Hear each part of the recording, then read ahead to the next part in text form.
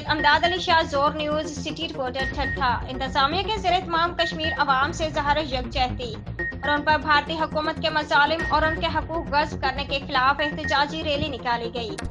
Rally की क़यादत deputy commissioner ठट्ठा गुलाम फारूक सोमरू ने की। रैली में assistant commissioner Keti Bandar, Usman Bhatti, assistant commissioner Ghorabari, social welfare officer Khudabakhsh Bharani, Safdar ठोथड़ी समेत मुख्तलिफ सरकारी महकमों के अफसरान, मुलाजमीन, government boys high school Makli के तलबा, असातिज़ा, सियासी और समाजी रहनुमा और सहाफ़ियों ने बड़ी तादाद में शिरकत की। एहतजाजी रैली डिप्टी कमिश्नर के दफ्तर से मेन डीसी ऑफिस चौक नेशनल हाईवे तक निकाली गई। मुजाहिरीन ने मोदी सरकार के कश्मीर के अवाम से किए जाने वाले मज़ालिम के खिलाफ बैनर्स, प्ले कार्ड उठाए हुए थे और भारतीय मुजालिम के खिलाफ शदीद नारेबाजी भी की। इस मौका पर डिप्टी कमिश्नर ठट्ठा गुलाम फारूक सोमरू ने कहा कि पाकिस्तान की अवाम कश्मीर के मजलूम अवाम के लिए साथ है और मोदी सरकार के आर्टिकल 370 के नफाज और कश्मीर अवाम पर जुल्म की शदीद मजम्मत करते हैं।